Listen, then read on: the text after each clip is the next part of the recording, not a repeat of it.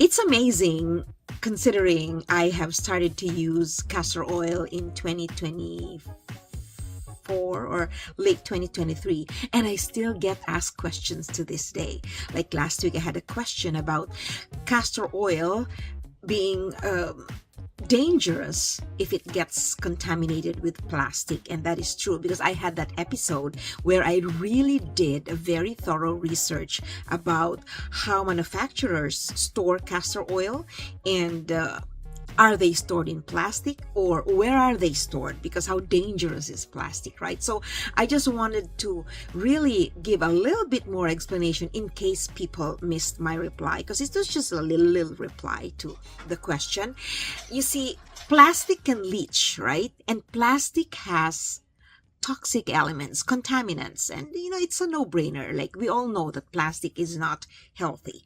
And because castor oil has resinolenic acid, which is a property that can absorb whatever elements are found in materials that are around it, then it can definitely carry these toxic substances.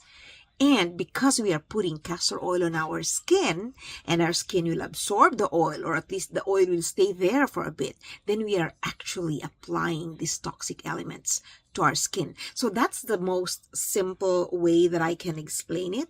But feel free to watch that episode of mine, because I talked about the process by which castor oil is manufactured. And I believe I talked about the countries that actually are the world's top producers and manufacturers of castor oil. The thing is, however the castor oil is marketed, like, are they marketed in plastic? Are they marketed in tubes, or in spray bottles, or in glass amber bottles? Depends on the brand. Depends on the brand. And I know, and I'm being biased, but I have proof for this one. It's like my brand, for example, which is Queen of the Thrones, Canadian version. Queen of the Thrones. And see, there's hardly anything left. See? There. Well, not really. More than half already. Queen of the Thrones has specified to its manufacturer that their oil has to go straight into stainless steel tanks. And then from there, the oil gets transferred into amber glass. So the oil never touched plastic.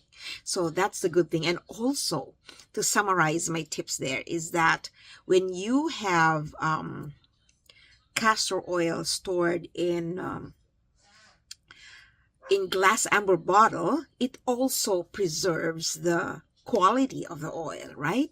So many other things. So I've talked about how to store your oil, and I really liked what I researched on, because I myself had a lot of aha moments, like, oh my gosh, wow, right? So, and that's why after I did my research, I compiled all the references and the links. I posted a video because I wanted to really share that with people, because there's got to be a difference, right? I remember when I was younger, I was in university, and I would buy food or pop, soda, soft drinks from the store, and so we didn't have to pay deposit for the bottle. We'd put it in plastic, and I was always doing that. And somehow Coke, I loved Coke then. Somehow the taste was different, but I never like, oh, maybe it's the plastic. Still, I was not thinking maybe it's the plastic, and still I was not thinking, oh my gosh, there's gotta be something in plastic, right? I still did that. And then after many years, I got married and all that stuff. Then there was word going around that it's dangerous to actually put your soft drinks, your Coke, in plastic because of the chemical reaction. So that explains, right? In layman's terms, it's like very self-explanatory. But yes, take a look at that episode, because I really, I'm so proud of that. I'm so proud of the research I made, which took me a week or so to just put together. And it was not very easy to look for the sources or the main companies that actually were the world's top producers of castor oil. And also, they talk about expeller pressed and cold pressed. Cold press is good. We always talk about cold pressed castor oil because it goes through another extra process that really helps purify it. But if you're actually talking about castor oil being stored, like being used for your skin and whatever, you would rather use the expeller pressed. So I will save some of this information so that you can go watch the video, because it's really, really a good read. So I'm just so happy. And by the way, before I close this one, I hope you're liking my episode. It's a very short episode, but I wanted to really give an update on this one. Anyways, I did realize I have so many episodes about castor oil. I think more than a dozen, because I've been really using castor oil because I have melasma. My melasma in 2023 July was really, really bad. It looked like maps of countries, right? And even if I would put foundation, my melasma would show up, and it's terrible. I have foundation, but you see, I have some blush on here, but you see, my melasma is, it used to show like bluish gray. It's really, really bad. By the way, before, and castor oil was one of the best products I use on my skin. And then of course now I use vitamin C, and I'm using this vitamin C. It says with a C, it's CC or something. I'll put a link in my description. This is made in Korea.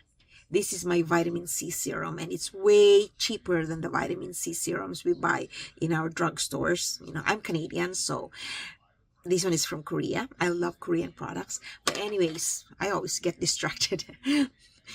This one, I've never used this by itself. I've always used my castor oil with jojoba oil, just to get the information out there. Why? Primarily because this is very, very sticky. Very, very sticky and thick. No? So I had to mix it with something that's just as good for the skin, which is jojoba oil. So I would mix like 2 drops of this to 3 drops of this and put that on my skin. And I'm 64 years old, and I can tell you that after all these years of trying to use, I've used Pond's cold cream back in the day. You know, my mom opened my eyes to skincare, but I've not used sunblock until 2023 when I was about 62 years old. So you can imagine why my melasma was so bad, because I didn't know.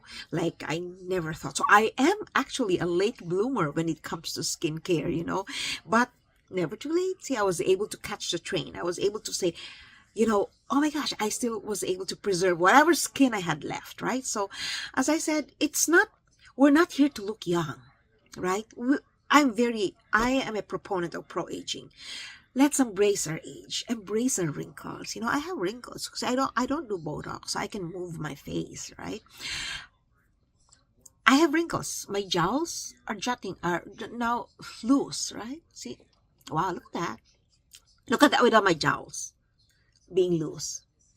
See, but I was young then, so I'm not sad, right? I'm older now, so naturally these jowls will be dropping. But as long as we celebrate every year and we appreciate what we had for that year, what we were able to do, what we were able to experience or achieve, then there's nothing to regret when we become older, right? This year I'll be 65 in August, but I'm heading there, and I am happy the way I have reached those years. I am married, raised 2 girls, and share whatever inspiration and empowerment I can with the outside world, with the public, and I'm happy being able to do that. So it's all about being grateful for how you lived your life. And that's how you will actually learn to love yourself. You will learn to accept those wrinkles, you know. I hope you're liking this episode. If you do, don't forget to hit the like button and comment. Let me know if your age is a part of is causing your lack of confidence. If you're feeling invisible or irrelevant because of your age, because we should never feel invisible or irrelevant just because we're older. Remember, we have more wisdom. We have more years tucked up under our sleeves. We've been there. People are just getting there. the younger generation. We've been there, so we got a lot to share when it comes to menopause, when it comes to mental health, when it comes to taking care of our daughters, bringing up our children, when it comes to skin problems or the mistakes we've done. These are things that we can share so that other people, the younger generation, do not have to go through. And I would say to the younger generation, don't go into surgery, don't go into Botox, don't go into all this buccal fat removal or, facelift. Enjoy your years, because by the time you reach my age, you will want to see the real you at that age. And you will want to tell people that this is me. This is me back then. I'm just many, many years older. But this is me. I hope you found this episode empowering, inspiring.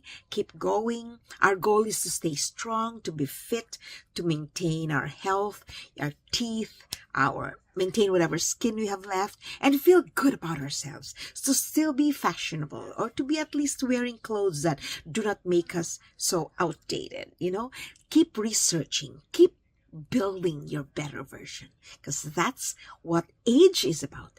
Aging is about finding your better version every single year.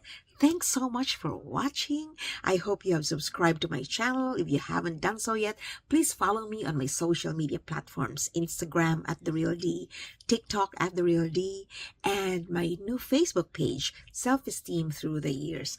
My goal is to help build up your self-esteem, to help you find your strengths, your best qualities, and even help you develop or discover your hidden talents, because when we're confident, we get our best selves out there. Until then, you take care.